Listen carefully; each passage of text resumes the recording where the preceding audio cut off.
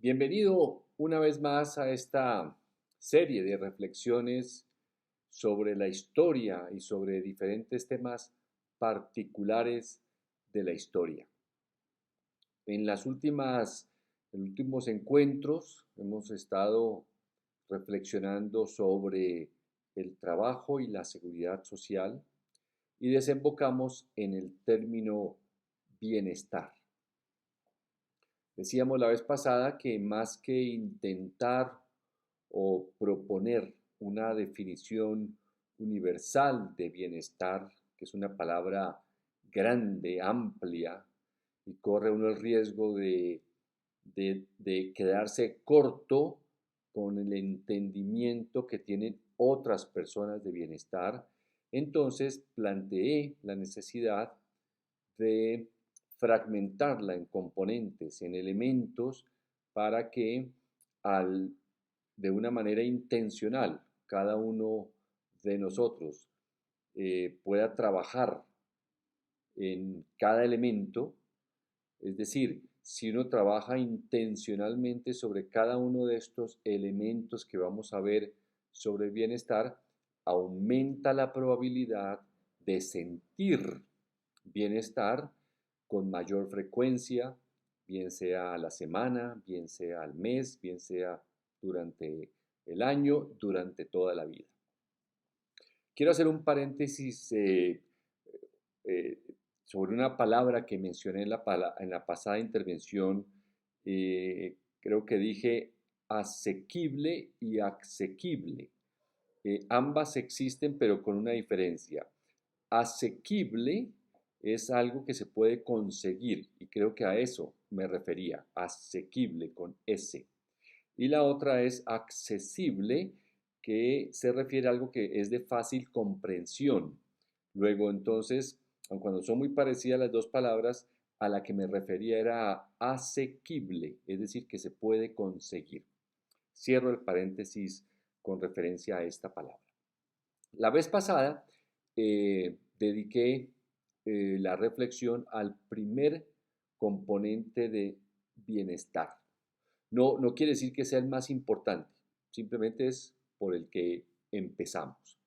Fue el componente físico, es decir, qué hacer para de manera intencional ver los frutos de actividades que estén orientadas a cuidar la salud física en las dimensiones, por ejemplo, la alimentación, el ejercicio físico, el rejuvenecimiento. Decíamos que es una industria dentro de la industria de la salud, una de las de mayor crecimiento, dado que las personas están viviendo muchos más años, están más activas, tienen una salud productiva, luego quieren verse bien.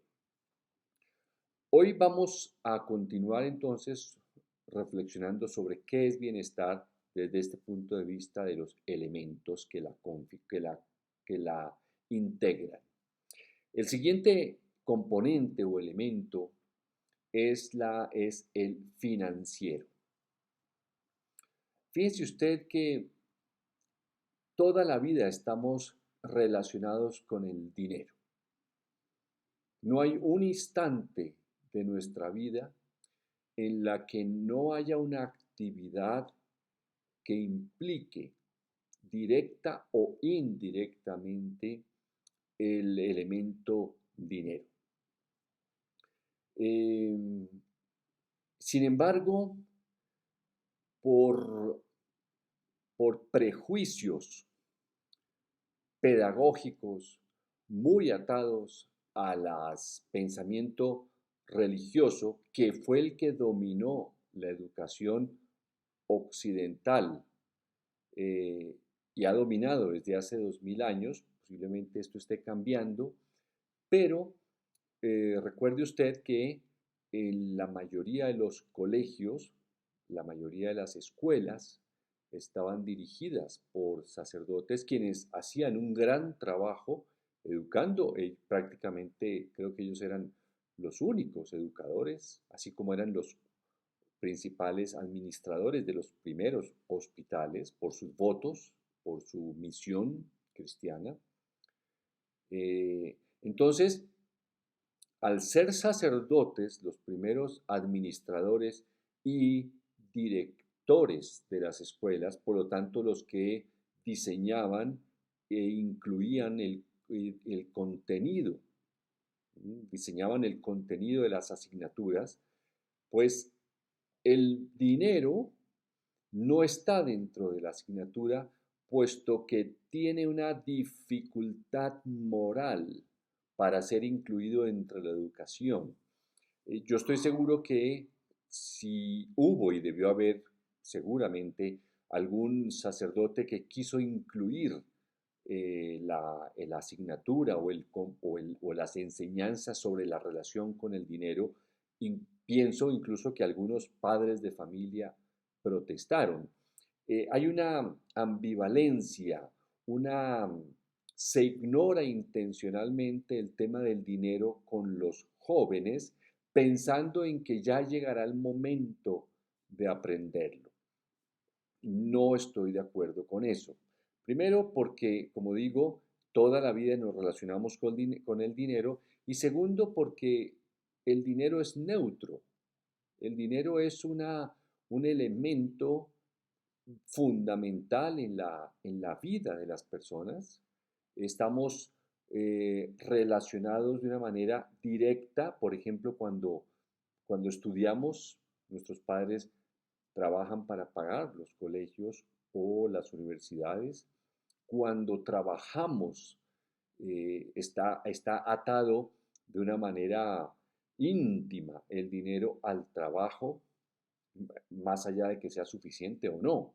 Es algo que está impregnado a las experiencias de la vida de toda persona. Entonces, yo sí creo que el dinero debería ser una asignatura, un elemento con el cual deberíamos relacionarnos de una manera clara, directa, eh, casi que a veces se parece como a la educación sexual, ¿no? Se le tiene un cierto susto si es prematuro, qué irá a decir los niños, cómo le enseñaremos, pero al final decimos, ya aprenderá, y como que con esa certeza de que en algún momento va a aprender, nos tranquilizamos. No creo que esa sea la labor de la pedagogía, dejarle todo al tiempo a ver cómo llega.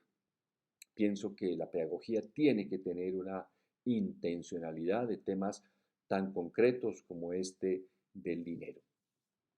La salud, el bienestar, entonces, eh, desde el punto de vista del elemento financiero, quiere decir que aún antes de manejar el dinero, deberíamos tener un conocimiento de la utilidad que tiene el dinero a nivel personal, en el campo familiar, eh, en la comunidad donde vivimos, en el barrio donde estamos, en el país. Fíjense usted que muy pocas personas, yo diría solo los estudiosos, buscan en el Internet el presupuesto de su país, y está publicado. En el caso mío de Colombia, usted lo puede acceder a la ley que publica el decreto cada año el gobierno que aprueba el Congreso de la República. Y ahí uno puede aprender cómo es que se maneja el dinero. Ahí puede aprender usted, por ejemplo, a quién se le destina dinero, como en las monarquías. Eso no ha desaparecido. Lo que pasa es que son tantas las páginas que tiene el presupuesto, que yo creo que intencionalmente se hace de esa manera para que nadie se anime a leerlo. Entonces, el conocimiento de las finanzas, que quiere decir en esencia, una vez que uno conoce la existencia del dinero, tiene, debe entender que el dinero fluye. El dinero no se estanca en un lugar, excepto cuando se mete en el colchón. Y uno debería aprender qué sucede si al estar en el colegio guarda el dinero en el colchón. ¿Qué sucede? ¿Qué ventajas hay? ¿Qué desventajas hay? Entonces, el aspecto financiero, es un término muy concreto, pero a veces se usa como para todo, es un término que implica cómo fluye el dinero, cómo llega el dinero a un sitio, cómo se utiliza, cómo fluye, qué debe hacerse con el que sobra, etcétera. Es el ver como un río o como la sangre del cuerpo.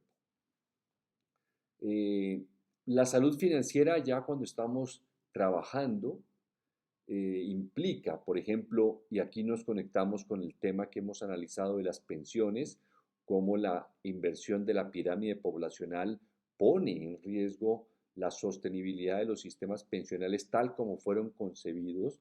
Entonces, uno debería saber que si por lo menos estamos seguros va a haber una crisis financiera de los sistemas pensionales, deberíamos saber que con el dinero que ganamos deberíamos comenzar a construir un patrimonio para el futuro.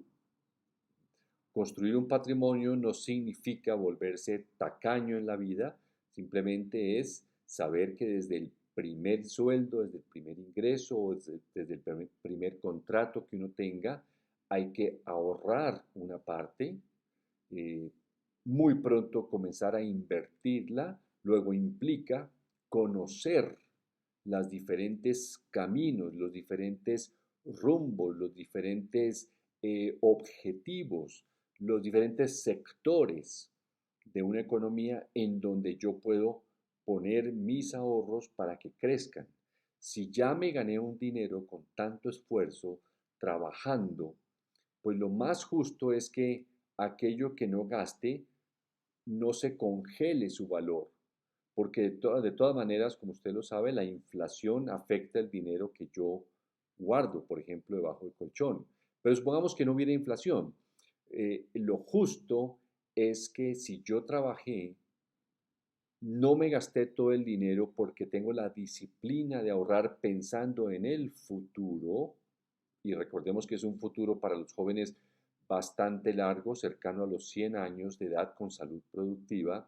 Luego, si ya lo ahorré, lo más justo es que ese dinero crezca en valor, aumente su capacidad adquisitiva, lo invierta en cierto, como dicen los asesores financieros, en instrumentos o en finca raíz o en los diferentes campos donde uno puede invertir. Eso es parte de la educación. Por eso digo, deberíamos conocer esas opciones que existen desde el colegio y deberíamos incluso invertir buena parte del dinero que nos dan nuestros padres, en ese momento deberíamos aprender a ahorrar.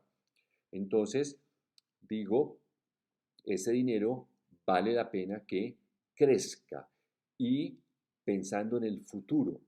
Al pensar en el futuro quiere decir que podemos correr ciertos riesgos al invertir, porque si hablamos de un horizonte de tiempo de 30 o 40 años, tenemos tiempo de recuperar las sucesivas pérdidas que los ciclos naturales de la economía ocasionan. Usted lo sabe, hay bonanzas, épocas de bonanza y hay épocas de crisis. Pero si uno tiene y está invirtiendo muy joven, digamos a los 20 años, para para construir un patrimonio que le va a servir para tener ingresos dentro de 40 años, lo más obvio es que usted tenga en esos 40 años tiempo para recuperar las pérdidas que ocasional y cíclicamente ocurren en los mercados, en las economías. Este es un punto fundamental de bienestar, ya que está muy engranado con el físico. Fíjese usted que el gimnasio tiene un costo, especialmente cuando hablamos de que la seguridad social está en decadencia, la están tratando de eliminar, la están tratando de desvanecer, quiere decir que cada vez el Estado nos va a dar menos. Luego nosotros somos los que tenemos que conseguir los medios para la salud física. En estas dos dimensiones entonces nos hemos movido en la anterior reflexión y en esta. Continuaremos reflexionando sobre las otras dimensiones del bienestar. Muchísimas gracias y hasta luego.